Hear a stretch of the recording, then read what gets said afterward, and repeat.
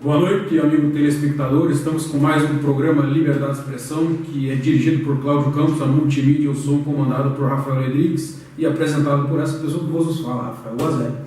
Em clima de tensão, de bastidores, de reuniões, em meio às convenções partidárias, estamos aqui hoje com Jussier Parreira, professor da PUC Paraná. Boa noite, Jussier. Boa noite, Rafael. Primeiro, agradecer por estar aqui com vocês. Eu penso que espaços como esse são fundamentais, tanto pelo nome, né? Tanto por liberdade quanto expressão. Assim, no momento a gente vive uma hegemonia e uma escassez de meios de comunicação que transmitam as informações para a gente da região metropolitana e do todo, espaços como esses.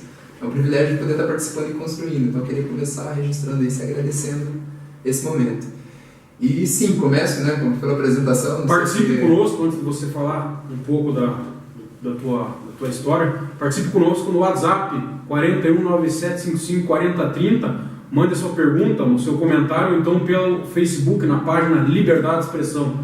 Você é professor da PUC, como você estava falando, empreendedorismo social e gestão de impacto social. Isso, a PUC tem um processo de formação muito voltado para a questão humana, para a questão de sociedade e solidariedade. Então, no ano de 2013, ela abriu um curso de extensão na área de empreendedorismo social. E a organização que eu faço parte, ela foi convocada, foi convidada a fazer esse trabalho, e a gente acabou assumindo a cadeira de antropologia e formação dentro desses cursos de extensão de empreendedorismo social e gestão de impacto, né? Isso virou uma cadeira dentro da universidade. A gente trabalha com formação de jovens, tanto universitários quanto jovens de comunidades metropolitanas, com foco na questão social e política em geral, né? Esse ano a gente está aí com 3 candidatos a vereador que saíram desse curso, porque a gente debate esse espaço de democracia, de melhoria de cidade, e esse é um dos objetivos do curso que a gente tem. De fato, como executar isso tudo dentro das cidades, né?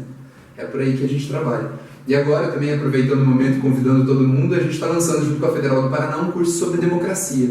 As inscrições são agora no dia 1, 2, 3, no Departamento de Filosofia, um curso semestral com todos os teóricos sobre democracia. Em tempos de crise política, em tempos de eleição chegando, em tempos de a política vir uma pauta nacional, a gente vai estar refletindo um pouquinho sobre esses teóricos da democracia, o que é democracia, qual é o ideal disso para as cidades. Então fica aí o convite a todo mundo que nos acompanha. E esse curso de empreendedorismo e gestão, como que ele funciona lá na universidade?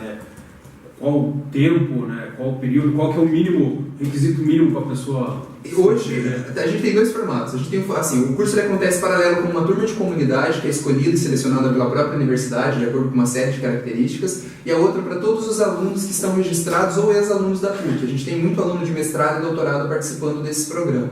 Então, assim, a universidade hoje, obrigatoriamente, todos os alunos cumprem 36 horas de trabalho social. E aí, essas 36 horas é porque o aluno tem um contato. A gente tinha um reitor na PUC, ele falava assim, que mais do que ser um bom profissional tem que sair gente boa, né? Então a universidade ela abriu esses cursos de extensão com esse foco de formar profissionais que queiram atuar diretamente no social, ou seja, fazendo a ligação dessa teoria com essa prática. Então a gente abre anualmente um número de 35 a 40 vagas. Esse ano o curso veio de gestão de impacto, ele tem 6 meses, de empreendedorismo social ele é 1 ano e 2 meses. Então ele tem um período longo e ele é concomitante à graduação dos estudantes. Isso entra no currículo do estudante e ele sai com essa outra formação.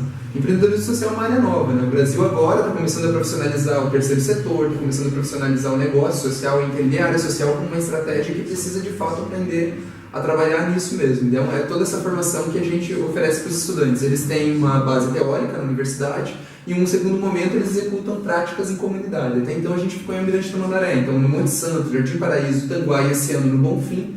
Esses estudantes da universidade passam uma semana realizando inúmeras ações dentro dessas comunidades, articulando essas comunidades, empoderando, pensando direitos, entrando em acesso com o juiz, em acesso com o Ministério Público. Eles conhecem toda a rede de direitos, né, de sistema de direitos que existem dentro de uma cidade. Então, ele vem com essa intenção, hoje na universidade, né?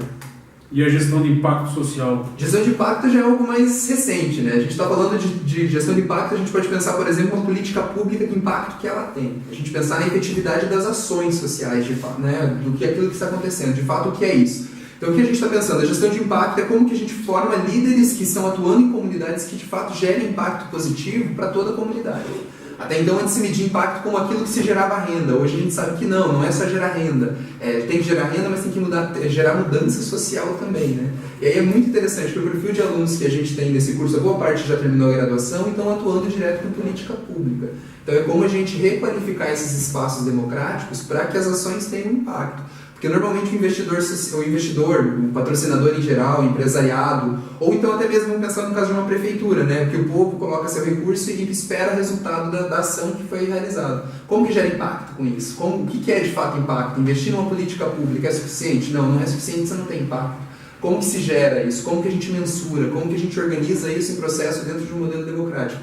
Esse curso ele trabalha essas bases, né? Tendo como suporte imenso as noções de antropologia política, filosofia política, ciência política. Então a gente trabalha mais ou menos nesse molde. E é legal da gente comentar que esses cursos são pioneiros no estado do Paraná, o que ela sai na frente nessa formação, né? Nessa formação de pensar seus estudantes atuando nessas comunidades e ao mesmo tempo gerando mais controle social, democracia, enfim. Essa é uma das intenções da universidade. Mas é isso basicamente, assim, muito simples, desses dois cursos. Muito bem. Em relação à questão nacional hoje, como que você enxerga esse momento atual do país em meio a impeachment, a Olimpíadas? Ontem a gente teve depoimento lá da comissão da Austrália criticando as instalações, que eu nunca tinha visto isso a nível mundial.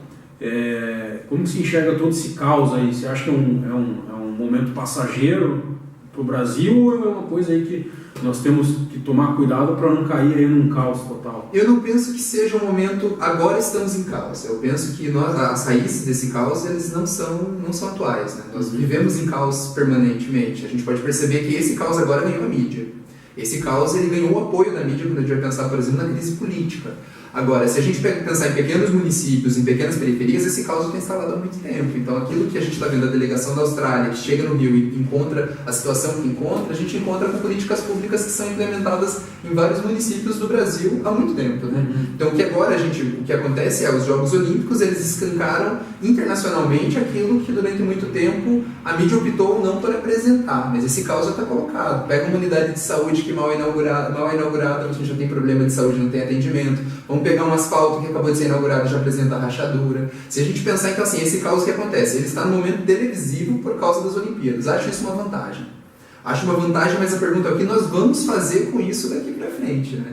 Porque assim, entender primeiro, generalizar essa situação, então não é uma situação só da cidade olímpica, ela é uma generalização que a gente pode fazer para o país inteiro, mas o que nós vamos fazer com isso? Porque meu medo também é que a gente pontue como se o caos fosse da Olimpíada, né? Acho que a Olimpíada coloca isso na grande mídia, a Olimpíada abre esse espaço para a gente pensar esse projeto. Agora, o que nós vamos fazer com isso daqui para frente? Cabe uma reflexão. Isso também num momento que conturbado politicamente, né? A gente está com uma presidente fora do cargo eletivo, a gente está com um presidente interino, então esse campo político ainda está muito instável, inclusive para a gente dar uma resposta política para isso. A gente está com uma lentidão de processos de resposta política para a situação do Brasil, que de fato ainda a gente não sabe o que está se desenhando. Não acho que esse momento seja produtivo para pensar em democracia. É péssimo a gente ter um processo de impeachment como a gente está passando, e tem impactos, está tendo impactos, né? Se a gente pensar isso a curto, médio e longo prazo, a gente vai ver que isso está acontecendo. Precisa de uma reflexão profunda mesmo. Acho que agora é hora de a gente sentar e discutir que projeto de nação a gente quer a partir daqui. E mais, o que a gente vai fazer com isso? Talvez o que eu percebo, Dr. Bazelli, é que a gente está nesse momento assim, de olhar para a situação e falar, tá ruim, mas ok, o que a gente vai fazer com isso nos falta, né? Falta a gente sentar e começar a discutir de novo. Sentar na base, sentar do próprio povo. Até essa semana eu estava comentando com um amigo a necessidade da crise da representatividade política. Assim, como que as pessoas vão se encarar como parte desse processo? A culpa não é da Dilma, a culpa não é do Temer, mas como que eu sou cidadão também que construo esse projeto, né? A gente reverter o jogo e repensar de novo na estrutura política. Isso é uma emergência para ontem, assim, penso eu. E que o debate não está sendo feito. Dentro dessa análise que você está fazendo aí, você acha que então foi positivo a realização da Copa do Mundo e agora essa Olimpíada? Ou você acha que não era o momento do país? Eu penso assim, a gente tem uma tendência natural natural não, né? Foi naturalizado uma tendência a gente demonizar esses grandes eventos, assim, né? A justificativa de que agora a gente está investindo nisso e não está investindo em outra coisa. Agora, é importante a gente pensar assim, não nem só ponto positivo nem negativo, não quero ser maniqueísta, mas há vantagens no sentido de que algumas problemáticas da cidade do Rio de Janeiro estão sendo colocadas em pauta. A gente está percebendo, por exemplo, a questão da pobreza que está entrando nas redes sociais, a criminalização dos próprios movimentos sociais perante as Olimpíadas. Então você vai ter uma polícia que está reprimindo esses movimentos sociais, e aí a pergunta que nos cabe é: que democracia é essa que reprime essas manifestações? Ao mesmo tempo, a gente vai ter uma preocupação porque o desvio de várias outras questões que o país está passando se desvia para esse grande evento, isso é um problema, então a gente esquece de falar sobre outras coisas, até por essa necessidade de sempre ter algo novo para a gente continuar alimentando. Então a gente tem aqui, eu penso que é um momento conturbado, assim, ainda não dá para a gente falar se o saldo é positivo ou negativo, porém há coisas positivas, para revelar a situação do Brasil, mas ao mesmo tempo também a gente não pode esquecer que a cadeia turística que uma Olimpíada gera, né? Eu acho que assim, o Brasil entrar numa mídia internacional e a gente pensar em economia do turismo, que é uma economia que é crescente, eu até estava vendo um jornal aqui de Campo Magro agora, antes da gente começar, um jornal impresso, que falava isso, é um dos setores que vai crescer daqui para frente. O Brasil, com essa crise toda, com a desvalorização até do real, a gente tem uma tendência imensa de trazer turistas. Então, um evento desse é um evento chave, chamariz para a gente pensar para esse tipo de turismo. Claro, a pergunta é que turismo nós queremos, né? Que impacto que a gente quer desse turismo? Que turista a gente está atraindo? É para o turismo sexual que ainda é um problema para o Brasil? Ou é o turismo que, como foi vendido, né, a imagem do Brasil para fora, em alguns países a gente vê alguns materiais sensualizando a mulher, colocando a questão que aqui você consegue tudo muito fácil, é um formato. Agora, coube também a gente pensar e cabe a gente pensar a gestão desse turismo. Se a gente conseguir capitalizar isso para vender o produto turístico brasileiro, eu acho isso uma vantagem. Agora, a gente também corre risco se a gente não cuidar, mas esse risco também não é só externo, não quero achar os nossos demônios lá fora, vamos olhar para os demônios aqui dentro. A prostituição do Nordeste acontece sempre, acontece aqui em Campo Magro, acontece em Almirante, não é um problema só do Nordeste, do Rio. Até na Europa. Até na Europa tem, inclusive muitos brasileiros, né, muitas brasileiras saem daqui para se prostituir fora. Agora, isso é escancarado nesse momento. De novo eu volto, o que a gente vai fazer com isso? Né? Chamar de sempre a responsabilidade para além dessa crítica agora. Ainda é muito cedo para avaliar. Mas é cedo para avaliar, mas a gente tem os indicadores. Parece que vai ser mais um grande evento que vai acontecer, vai embora e a gente não vai discutir sobre isso. Quando ele acabar, parece que morreu toda essa preocupação. Né? Sim. A gente vai ter processos engavetados, a gente vai ter situações irregulares de obra que vão morrer porque logo vem um novo evento.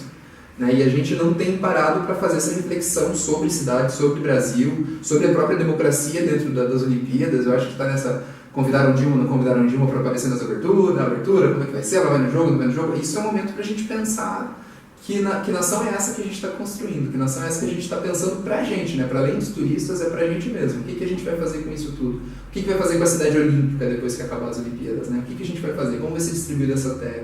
Esse é um debate que para mim, assim, claro, estou indo para o viés social, que é onde eu posso, com liberdade, comentar, que olhar que a gente vai ter para essas situações. Agora, tem pontos positivos se a gente souber aproveitar e fazer uma boa gestão dessa situação também. E falamos em Dilma, qual que é a sua avaliação desse processo de impeachment aí? Logicamente que é um processo que está previsto constitucionalmente, daí se pode discutir se foi feito uma armadilha, se está certo, se está errado. Qual é a sua opinião geral sobre isso? Primeiro, como o doutor mesmo comenta, né? Há uma previsão, essa previsão, o processo ele se encaixa. Eu acho danoso a democracia no processo político. Agora não é nem a questão da Dilma. A gente percebe, ela perdeu o capital político de gestão, de articulação.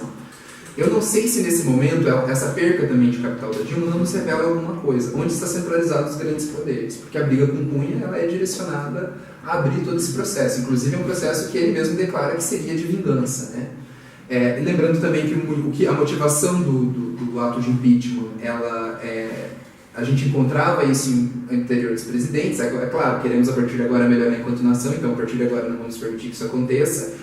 Mas a gente não percebe que essa marola chegou nos estados brasileiros, que governadores também tinham feito a mesma coisa. Então, o que a gente começa a perceber é uma crise política, de fato, de um capital político, onde que ela perde isso. Pensando agora a curto prazo, parece interessante ela se deposta, porque a população não tem aprovação da população. Agora, pensando a longo prazo, é um problema.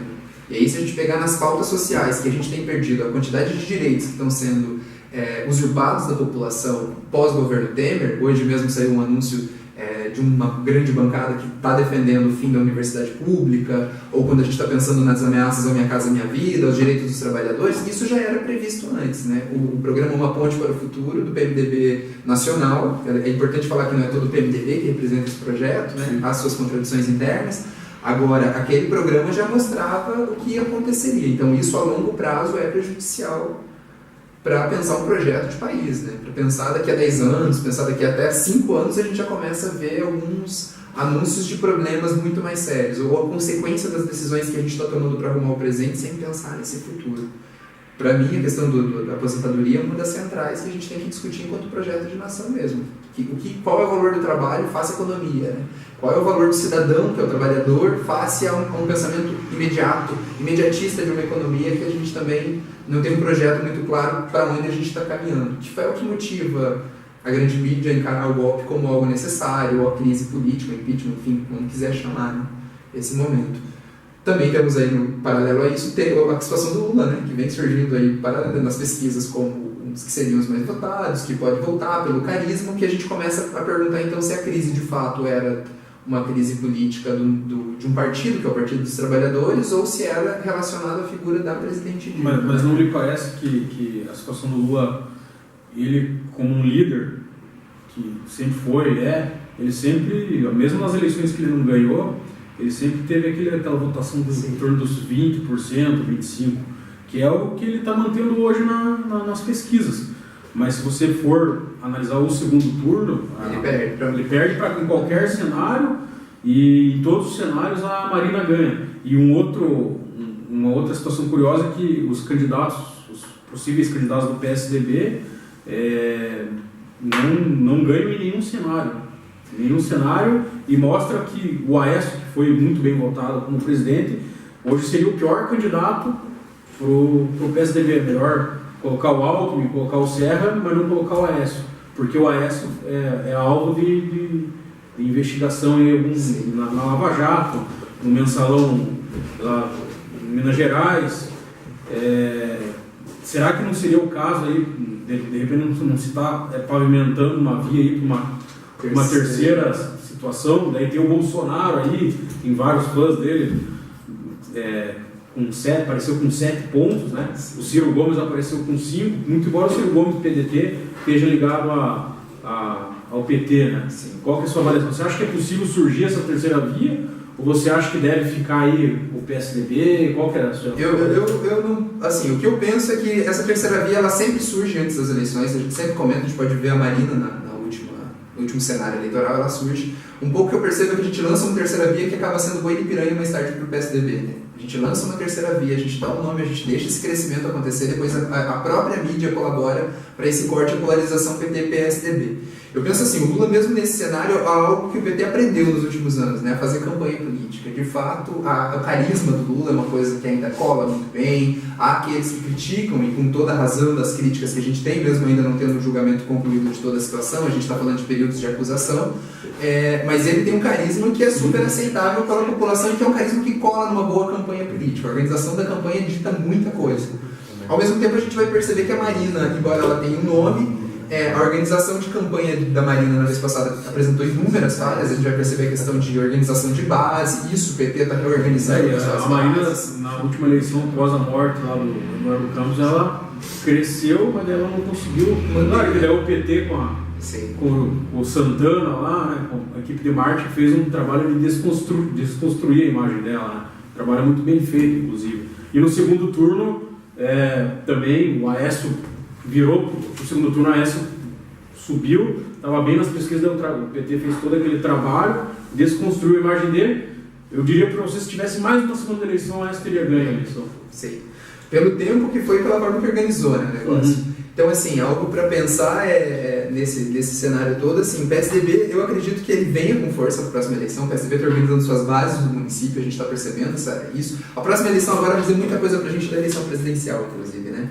Então, o PSDB ele tem uma força e tem um certo capital. Agora, eu ainda aposto nessa ideia do capital do Lula, não estou dizendo que apoiaria, que teria meu voto e tal, mas esse é um momento conturbado e assim, agora quem tiver a melhor estratégia de campanha nesse momento e conseguir, de fato, convencer o cidadão e apresentar um bom projeto, que acho que isso falta ao PSDB ainda, deixar clareza do projeto do Aécio. A gente não sabia o que o Aécio defendia.